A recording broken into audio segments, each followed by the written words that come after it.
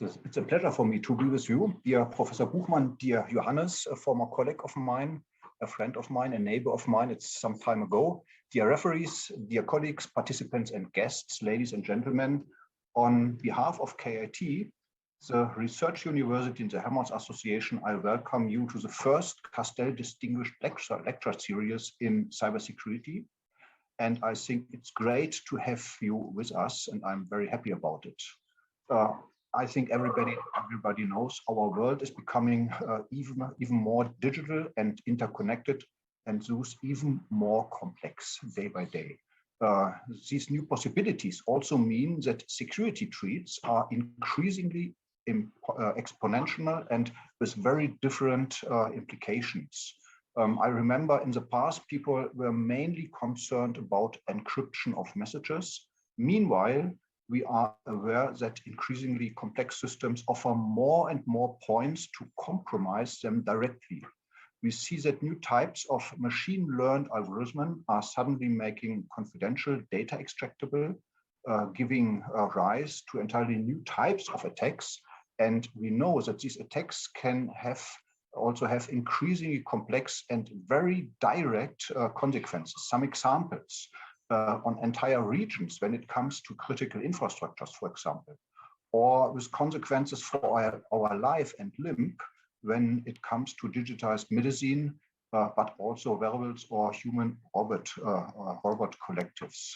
And these new types of attacks also mean possible impact on democracy, as an example, if we think of aspects as, for example, digitization of elections, or also fake news, everybody, I think, will remember.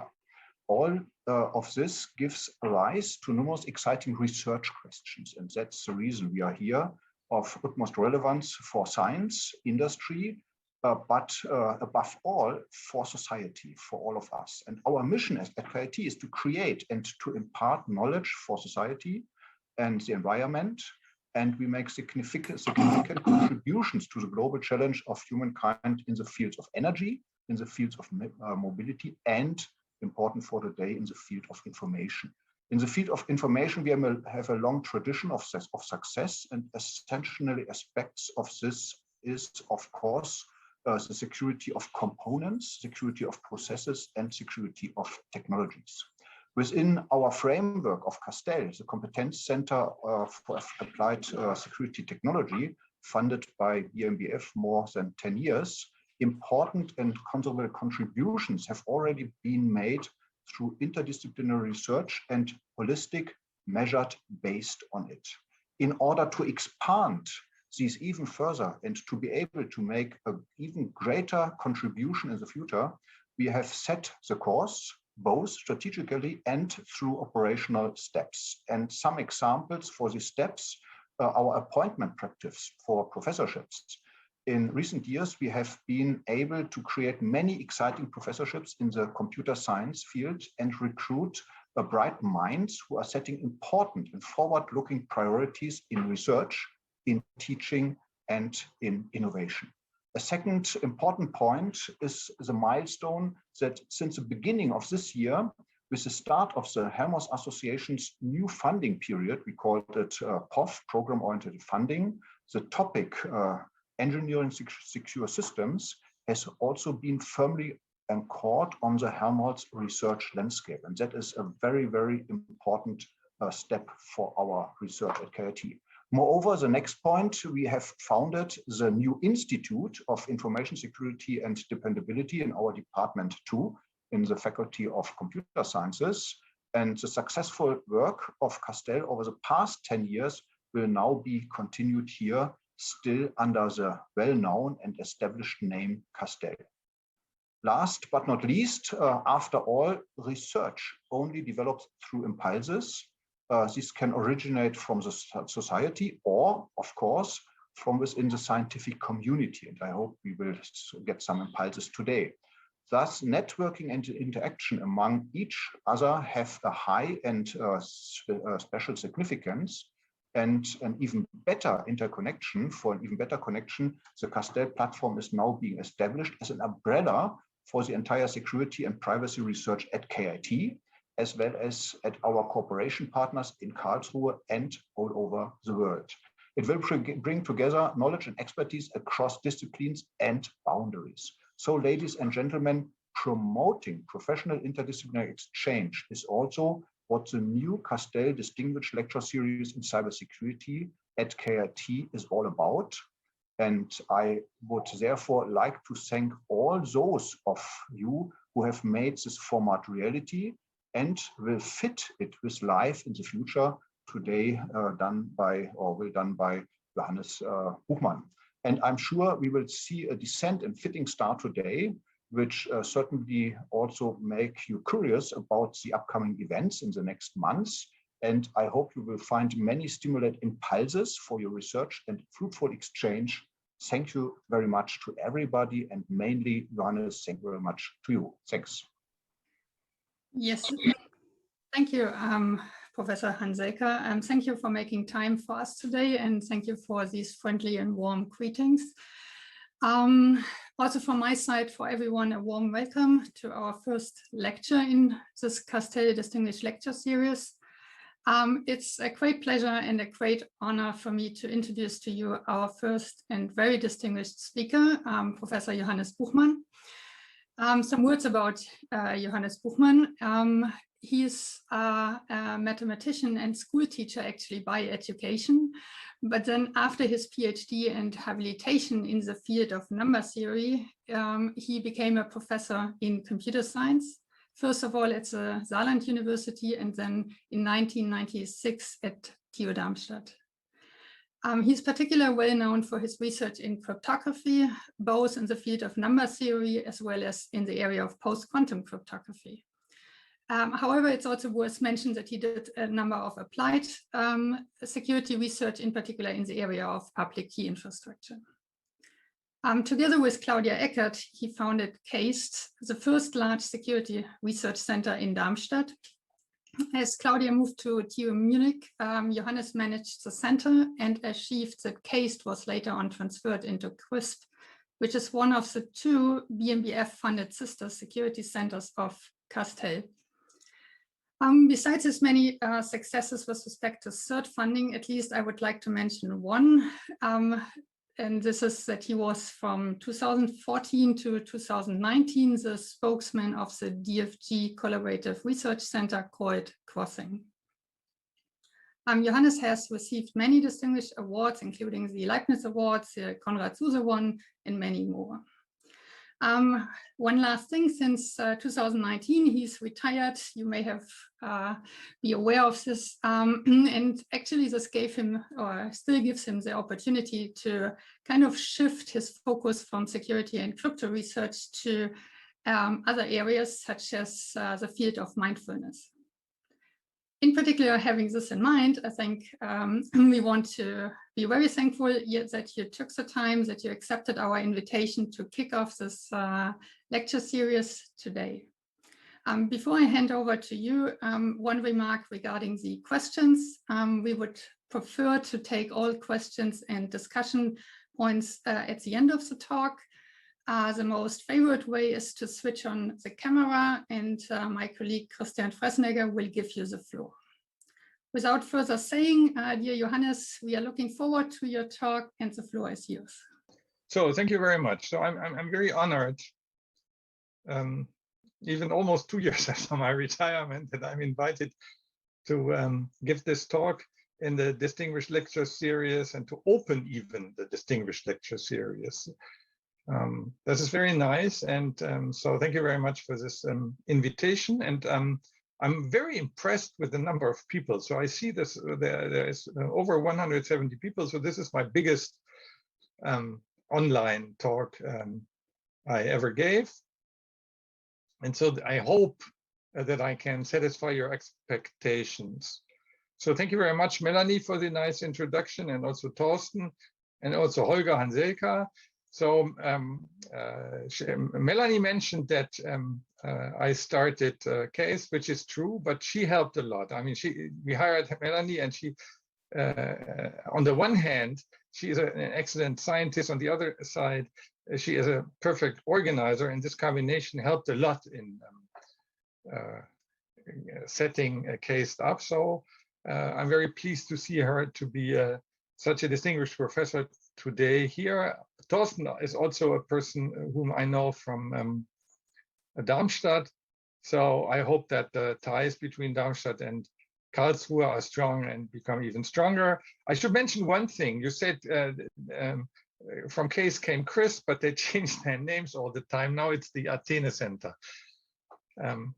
So before I start, so what I currently do, that is true. I do a little bit of mindfulness training. This is one thing. The other thing that I'm very interested in is quantum computing. And this is also because by training, I'm a mathematician, that's true, but I'm also a physicist. And you will also see this in this talk. Okay, anyway, so let me start. So sustainable security and privacy, it's a topic that interested me for a long time. And now I use this title, but I started with this many years ago. And what I on the first slide, what you can see is the people who I worked with in the context of the Collaborative Research Center Crossing for many years. And so I put all the pictures because research is always a collaborative effort. So okay, so let's look at the challenge. There is in the United States the All of Us research program. And if you click on the webpage, you see that they say this. The All of Us research program is inviting 1 million people across the United States to help build one of the most diverse health databases in history. We welcome participants from all backgrounds. Researchers will use the data to learn how our biology, lifestyle, and environment affect health. This may one day help them find ways to treat and prevent disease. A very important topic, I must say, and I think this is also a very interesting initiative. But of course, in our context, one thing is clear, this requires sustainable protection. And I will come back to this word sustainable, what I mean by this in a minute.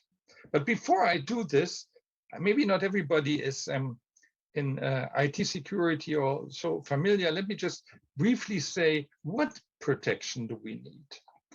And of course, first of all, in information technology, we need availability. So I have this medical record, and it is clear that the doctors must at all times or at important times be able to access this medical record. But also, of course, confidentiality and privacy are very important. So again, let's consider this medical record and assume that we send it to some database. Okay, so what do we need to protect? So number one, we need to protect the data when they are sent to the database, which we refer to as data in transit. Also, when they are in the database, we need to protect the data at rest. So this we will see also is technologically, these are different tasks.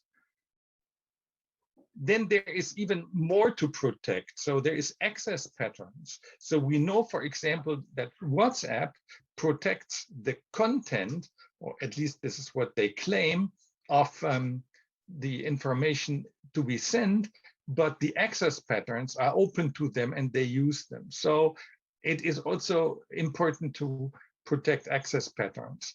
And then what we see more and more is that the data are put in the cloud, and then in the cloud computations are done. So I talked with a friend yesterday or the day before yesterday, and he has a new job in IT industry, and he is really impressed with what cloud services can do today. I mean, these big cloud services, for example, the Amazon cloud service does everything for you if you want. And Amazon makes more money with the cloud services than with selling stuff to you. And this is not only Amazon, this is Microsoft, and this is everybody. So we need to protect the computation. And then when they do computations, we may even have to look at verification of this. So this is a very big issue. And then integrity. Okay, so what is integrity? Again, there is this health record, and then there is Alice, and she gets this health record after some time, say time t. And what is the question she asks in regard to integrity? Did these data exist at time t0 in exactly the form that I see it in? Can I be sure that it was not changed? So this is data integrity. Okay, so next, authenticity, same setup. So there is a doctor that puts some information into this medical health record, and Alice, again, years later, weeks later, is asked the question, can I verify the origin of the data? So can I find out which doctor did this? So this would be authenticity. Non-repudiation, same situation, but now you see, instead of Alice, you see a judge. And suppose that something went wrong.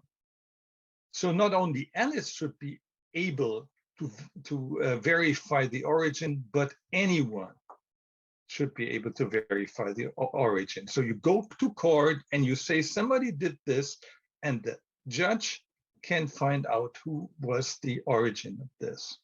So we have non-repudiation. Okay, and now, I mean, I will, of course, focus on cryptography a little bit in this talk because this is my area of expertise. And let's look at the cryptographic methods that we today use to achieve these protection goals. And so with confidentiality, you use encryption and key exchange. Integrity, you use hash, MAC, or digital signatures. Authenticity, you can use MAC. So these are symmetric systems and digital signatures. And for non-repudiation, you can use digital signatures and also commitments. So you see that digital signatures play a very prominent role here in integrity, authenticity, and non-repudiation protection. Digital signatures can be used. And availability, this is not really something for cryptography, but we will at the end of the talk come back to this goal of availability protection. Okay, so you can see, so we have on the left side the protection goals, and we have on the right side technology. And now the issue is this technology, this cryptography is what we call complexity based, and complexity based means there is an underlying problem that must be difficult in order for this algorithm, cryptographic algorithm, to be secure. So let's look at encryption and key exchange. So algorithms are, for example, the advanced encryption standard, the Rivest-Shamir and Edelman RSA scheme, the Diffie-Hellman scheme. And if you look at the hard problems, then you can see that, well, AES is somehow self-referential, but for RSA and the Diffie-Hellman schemes, factoring and discrete logarithms are supposed to be hard. Hash and max, SHA-3 and HMAC, and you see that SHA-3, for example, is an underlying problem. So this is, again, somehow self-referential. Digital signatures, again, RSA and the elliptic curve digital signature algorithm, and we have the factoring problem and the elliptic curve discrete logarithm problem. So the question is, what about sustainability? And so one important aspect, and we will come back to this, is that it should be secure in the long term. Can we be sure that the hard problem in the right column, can we be sure that they are really, really, really hard? And the answer is, and all computer science know this, in regard to time complexity, we do not have, as computer scientists, lower bound. So there is no mathematical proof that any of these problems is guaranteed to be difficult. So there's a big question mark in regard to the hardness of these problems over time. So what we can say today, complexity-based cryptography cannot consider to be sustainable. And let me, so I have this slide, and this is a little bit speculative, but you see the algorithm, cryptographic algorithm in the left column. So we have DES, we have the Matsumoto Imai C star scheme, RSA with key length 512, and the general RSA scheme, the message digest 5 scheme, Diffie-Hellman, and ECDSA. And then I have a column that says when it was standardized. It is a little bit, I mean, C star was never standardized, but it was invented in '88. All the other schemes have standardizations. And now we can look at when they were broken or when they can be expected to be broken. And the answer is DES was, 77 until 1997, and it was broken by brute force 20 years later. So people somehow underestimated the power of computers. Matsumoto Imai is I cannot talk about this. I was not sure, but it is look at this.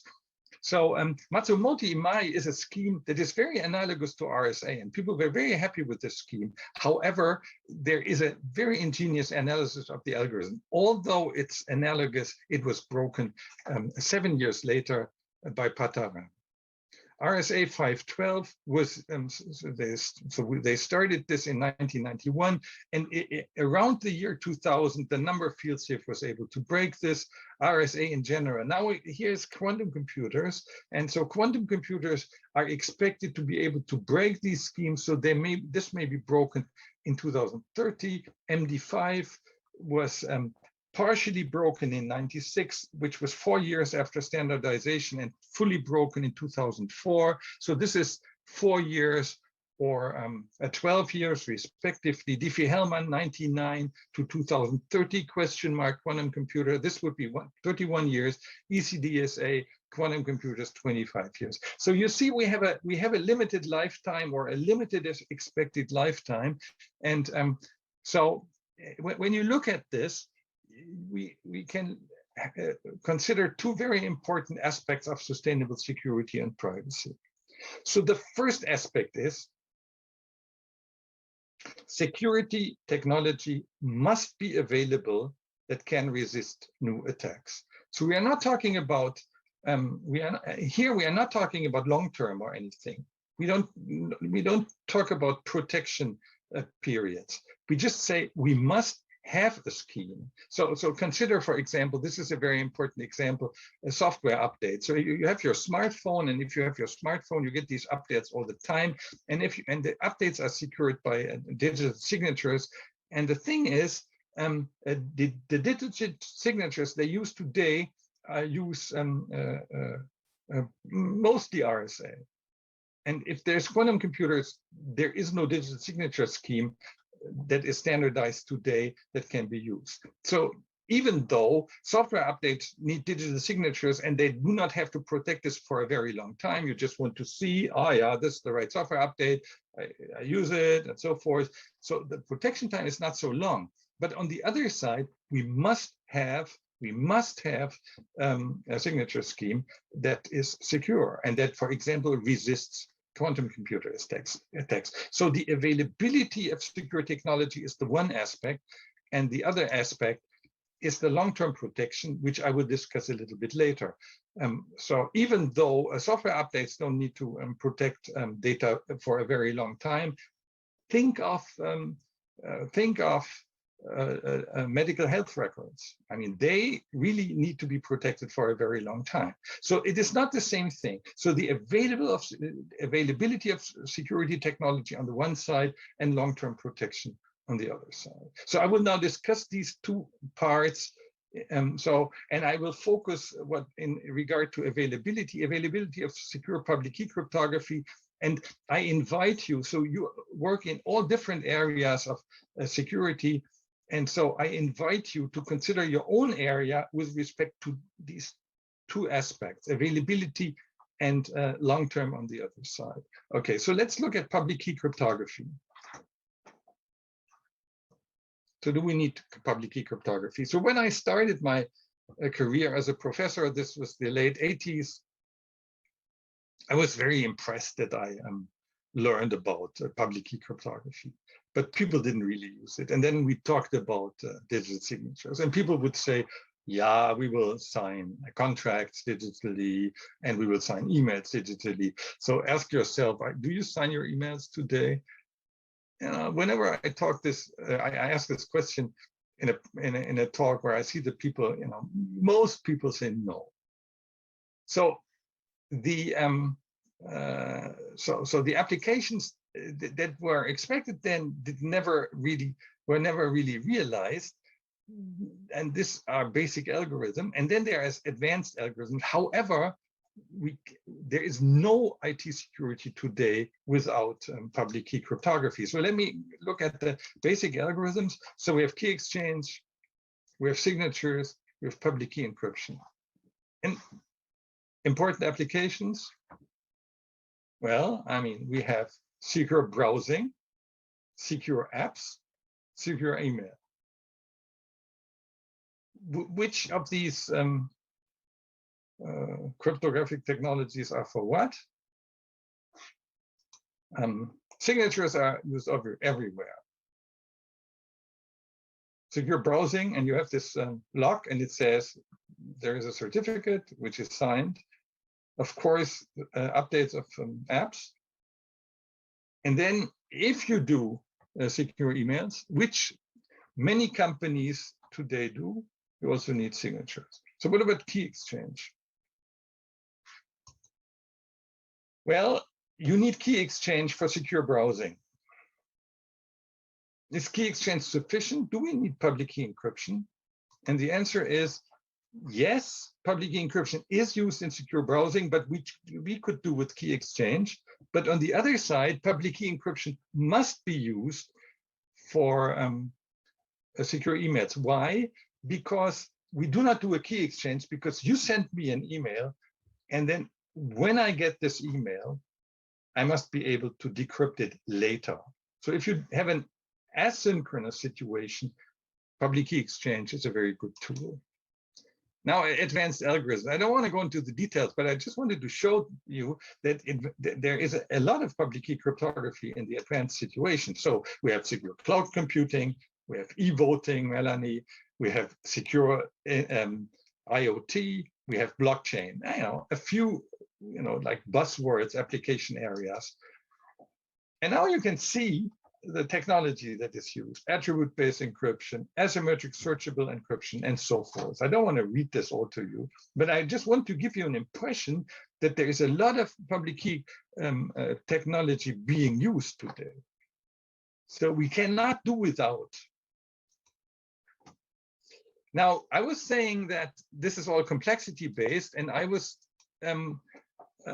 telling you the problems. So this is how I entered the field. So since I'm a number theorist, I was interested in factoring, discrete logs, elliptic curves.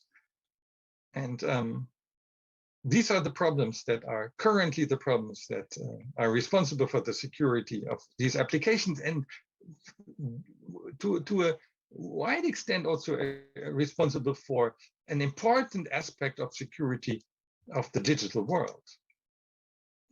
And they can be all phrased as hidden subgroup problems for finite abelian groups. And these hidden subgroup problems can be solved by Shor's algorithm, which is a quantum algorithm. And unfortunately, they cannot expect it to be secure in the future. So there's a problem. So what we rely on may not be secure in the future. And let's look. And so people started to look at quantum hard problems. And this is really something that is being done. So the National Institute for Standards and Technology, NIST, since many years, several years, it has a post-quantum cryptography process. And this post-quantum cryptography process aims at standardizing new schemes that are based on other problems. And now here's an overview over the problems that are being used. So we have lattice-based problems, we have hash-based problems, so this is on the left side. We have code-based problems, we have multivariate problems, and we have isogeny-based problems. So this would be a talk of in its own right to talk about these various technologies. I'm not going to do this. I just wanted to give you sort of an impression. Lattice space, it's not like factoring, just here is a big number, product of two primes, find the prime factors, very easy. Much more difficult in the lattice situation, LWE, ring LWE, integer module LW, all sorts of new problems. And how do we know that they are really hard? Or look at code-based, quasi-siglet code word finding, quasi-siglet syndrome decoding. So there is this whole zoo of new problems that people are looking at that should replace factoring and discrete logarithms. And again, I mean, the question, like a philosophical question, can we be sure, and how can we be sure that they will be hard? Now let's look at the situation. So basic cryptographic algorithms. So in this process, we are now in round 3 in the NIST process. So what they do is they do signature and public key encryption together with key exchange. And here you see the current candidates, round 3 candidates, have the following property. 1 is based on hash, 2 are based on multivariate, 2 are based on lattices. In regards to public key encryption and chems, 4 are based on lattices, 3 are based on codes, 1 are based on isogenies. So no hash for public key encryption. Nobody knows how to do this. We think it is not possible. No public key encryption based on multivariate. Again, we don't think that this is secure. But this is the picture. And I have the same picture for the advanced situation. Okay. Asymmetric searchable impression, commitment screens, and so forth. So these are all the technologies I was mentioning earlier in these different contexts. And then I have the problems, multivariate, code-based, lattice-based, hash-based, and so forth. And now I give you an impression. So the solutions that we have today are like this. And what do you see from this slide? If you look at it, you see that most of these solutions are based on lattices. So it seems that lattice problems are the most important problems in today. Is it justifiable? Who knows? But this is the situation. I counted, and the number of algorithms, and you see that we have 24 among those I was mentioning: 24 lattice-based, 6 code-based, 8 multivariate, 4 hash-based, and 1 isogeny-based. So isogeny-based doesn't play such an important role, but you see what the others do. So code-based, multivariate, hash-based is really restricted to signatures. The 2 others are kind of in the same league, and then lattice, right? So this is, why is this? It is a very interesting question of sociology, of science. Is it because lattice is the best, or is it because important research institutions do lattice research? I think it's both, but if we discuss, we can discuss this a little bit. So you can always look at this whole thing from the point of view of technology on the one side, but also a little bit, you can compare it to your field and see what happens in your field. So this was part 1, and part 1 was a bit about the availability of technology. And now I turn to part 2. What about long-term security? A different question, right? So here's this slide again, and I just wanted to show it. We are not sure whether the technology that we have is really long-term. And so I asked me this question: how long is protection needed? So I have a few examples for you, and you can make up your mind. I mean, we cannot do this interactively. And when I give a talk and I see the people, I do this interactively. So ask yourself, how long should medical records be protected, and what should be protected, right? I mean, we have authenticity, we have integrity, we have confidentiality, non-repudiation. And I think for medical records, all of this must be protected, and it is pretty clear that it should be protected for the lifetime of the patient. And we talk about 100 years. So you are all young people who are sitting here, and your life expectation is probably beyond 100 years. So a long time. And think about the figures I had before, cryptographic protection. I mean, I think the maximum was 39 years. So, okay, so in cryptography and probably in other areas, we have the same issue. Genomic databases play a very important role. Same question. What about what about protection period? Clearly, I mean, this is even. I think this is even more problematic, because my son has pretty much the same genes as I. So if I'm dead, and they find out my they analyze my genes, they know a lot about my son. So again, long period, right? Now land registers. So they do digital land registers. So you buy a house, you buy a flat. How long do you want? Is it, so the question is also, is it confidential? I don't know. But clearly, non-repudiation should be an issue. How long? Well, you know, we inherit things, and so it should be long. It should be protected for a very long time. And this was really interesting for me when I was thinking about this. I first thought that long-term protection is more an exception, but it doesn't seem to be the case. Okay, so I tried to find some counterexamples. So where do we not need long-term protection? Well, login credentials, right? If you change your password in the next 50 years, if you never change your password in the next 50 years, which I think Melanie would not recommend, but anyway, it's very interesting. I see in this area now the frequent change of passwords is not such an issue anymore. But anyway, login credentials, you don't necessarily need long-term protection. What about software updates? I was talking about this earlier. So is this an authentic software update? I think you need to know it when you do the update. And after this, it's irrelevant. So there's also examples for a protection that doesn't need to be so long-term. Here's an interesting question. Do you use these chat programs, I mean, these messenger services like WhatsApp and Signal and so forth? Now everybody goes to Signal because they trust Signal. Strangely, people also trust Telegram anyway.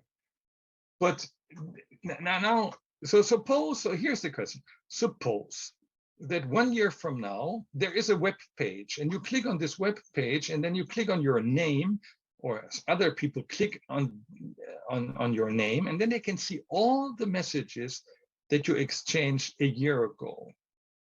Would this be okay? And probably the answer is no. Okay, so let's think about 2 years, 5 years, not sure. What about 20 years? Then it's well, maybe yes, maybe no, but then you may have this application, and then your employers want to know what you did like 20 years ago, or you want to become Bundeskanzlerin.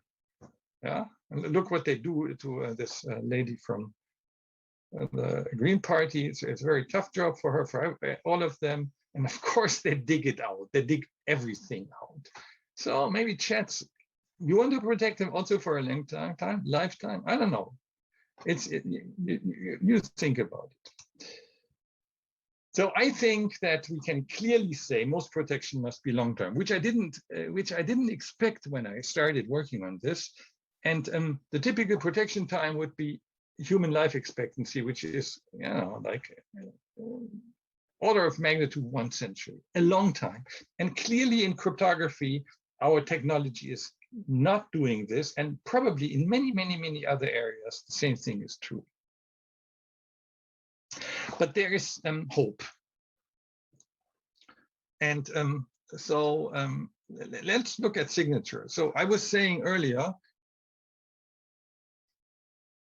that so signatures protect integrity, authentication, and non-repudiation. And I was talking about land registers, and then there you have signatures. And it is known since a long time, it is already standards that you can prolong the validity of a signature. Okay, I show you how this works. This is a little bit of technology. Okay, now here you have this picture, and it's actually in this RFC 4998. So you sign, like the notary signs that you bought your house at time T0. And now you see this going from green to red. And red means insecure, and yellow means close to insecure, and green means okay. And you see, as I was saying earlier, it's not secure for such a long time. But like the end of this arrow on the right side may be the time when you want to sell your house, in which case you would like the signature that you bought it to be valid. Okay, so what can we do? And what this RFC does is this. It generates, together with the signature, a timestamp, and the timestamp, which is also a signed object, guarantees that the signature existed at this point in time. And now when the timestamp, and also the timestamp has the same problem, it becomes insecure. But before it becomes insecure, you add another timestamp. And in this other timestamp, you see what you sign. And what you sign is at time T0. The signature existed and the timestamp existed. And if you can prove with this new timestamp that previously the signature and the timestamp existed, then you can be sure that the signature is valid. And now you can see that you can sort of iteratively proceed. And then at time tk, you have k timestamps from t0 to tk minus 1. Sorry, and you do the timestamp with index k, and the timestamp with index k proves that all the previous timestamps and the signature existed previously. And so you can go on. So for signatures, it's not really a problem. You can re-sign. This is what they call re-sign. So signature validity prolongation is possible. Of course, you have to be sure that the timestamps are done with a system that it is secure at this point. So this is the availability thing that I talked about earlier. But if you have, I mean, if secure signature schemes are available, then it's all good.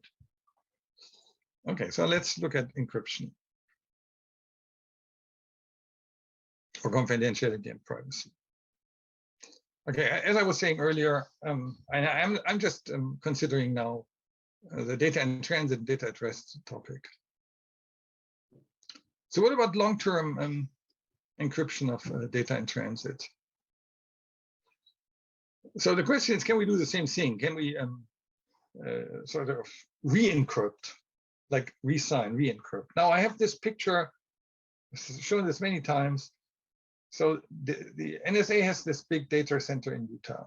And if you look it up at Wikipedia, you see that's really big. People don't know how big it is, but like the upper estimate is 140 terabytes for every person in the world. Which is, I mean, I don't say, I mean, sometimes I give this talk and people say this is less, may it be less, but still there's a lot of data storage space for everybody in the world. Okay. So what do? And they explicitly say this. We store the ciphertext. So data in transit. I send something to you, and somebody intercepts this, takes it to a big data center and stores it and waits until, and I was saying earlier, cryptography is not, doesn't have such a long lifetime. And whenever the cryptography becomes insecure, you can decrypt. So can we re-encrypt? Of course not. I mean, they will not give you the ciphertext back and say, can you please give me the more secure ciphertext now? Nobody will do this. I mean, these secret services or whoever adversaries do this, nobody will do this. So we can clearly say we cannot prolong encryption. And this is, of course, an issue. So what we need in this case is information theoretic security.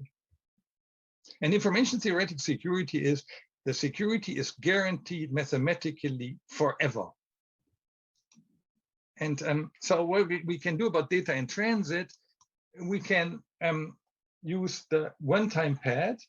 And although when you have a crypto class, people say one-time pad is not so efficient. Now you, I mean, we could do it. I mean, suppose one of you and I would, for the next 20 years, I don't know whether I live for the next 20 years, but say I live for the next 20 years, we want to exchange secure emails. So what would we do? Well, I give you a copy of a hard disk with random numbers. You have a copy, I have a copy. We protect this hard disk, and then we encrypt our emails with this hard disk. And say it's a, whatever, 1 terabyte hard disk. We will never exchange 1 terabyte of information. So that is pretty secure. So you can do this. However, of course, in the digital world, this is no good because, I mean, this is very, key exchange is very difficult. So we need some other method of information theoretically secure key exchange. And one thing that I'm very interested in is quantum key exchange. And in our collaborative research center, they do research about this. And I just looked it up, and this is news from yesterday. Researchers create an unhackable quantum network over hundreds of kilometers using optical fiber. So we were thinking, when I did these projects, and I will talk about this project in a second or mention it, that like we can only do it over 200 kilometers. So now Toshiba, they can do 600 kilometers. So there's a lot of practical research going on. So quantum information exchange, secure quantum information exchange is a big area of research. So there is a potential solution to this long-term problem here. But now let's look at data at rest. Okay, data at rest, what does it mean? So you have your medical health record in a storage space. Can we use the one-time pad, maybe together with quantum key exchange for this? Think about it. And the answer is, well, this may not be such a wonderful idea. You can see it from the picture. In information theoretic encryption, one-time pad, the key is as big as the encrypted object. So protecting the key is pretty much the same problem as protecting the medical record. The problem is reduced to itself. Protecting 1 terabyte means protecting 1 terabyte. And you can see this doesn't work, right? And you can see something else. I mean, like also philosophically speaking, what is encryption? I mean, the complexity-based encryption means reducing the protection of huge data to reducing the protection of very small data, namely the key. But here we don't have this reduction. So we have to think about something else. It doesn't work. And we should try to think about an alternative to the concept of encryption. And this alternative is secret sharing. And secret sharing means, in this picture, you have a document owner, and the document owner splits the data to be protected into parts. And information theoretically, a number of the parts, and you can decide how many, do not give any information about the documents, information theoretically. So you split this up, and then you distribute it over maybe a wide range, and you hope that, I mean, so the assumption is that an adversary cannot attack all these databases that are distributed. And in order to make this long term, there is this idea of proactive, and proactive means there is a protocol that changes the shares that into new shares in such a way that knowledge of the old shares doesn't help you anymore. Okay, so that is proactive secret sharing, and it is at least a concept that solves our problem. And so in our collaborative research center, we came up with a system which we called LINCOS, long-term integrity and confidentiality system.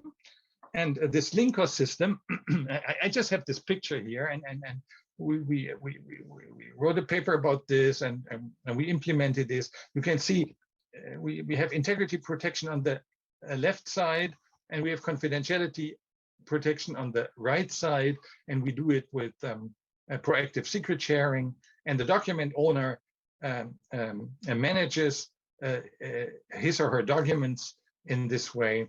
And we can show, using on the one side information theoretical protection of data in transit, and on the other side secret sharing and prolongation of signatures, that the whole thing really works. And actually what we did is we had a collaboration with colleagues in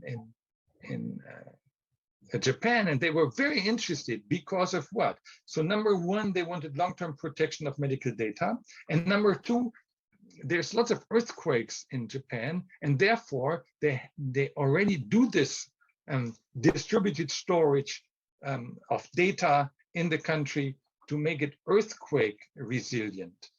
And then we could use this concept to implement like a prototype of LINCOS, and this is, as far as I know, still going on. Okay, so as I was saying, long-term protection is an issue. Long-term protection for integrity, authenticity, non-repudiation works by prolongation. There's still some issues which we can discuss. Long-term protection of confidentiality and privacy is much more complicated. And you see that like quantum technology is very promising and people do it, but it still must be deployed, and it is point to point and so forth. But anyway, there is hope, there is a concept that could work and that should work. So, okay, so the very last minute, I would like to talk with you about availability. This is kind of basic. I mean, we didn't encrypt anything. We didn't sign anything. We ask a simple question. Do I have access to the data in 10 years, 20 years, 50 years? So look at the storage media. So for example, when I retired, I found in my office a tape. And this tape was given to me when I left Saarbrücken in the year 1996 with all my data. Unfortunately, nobody can read it.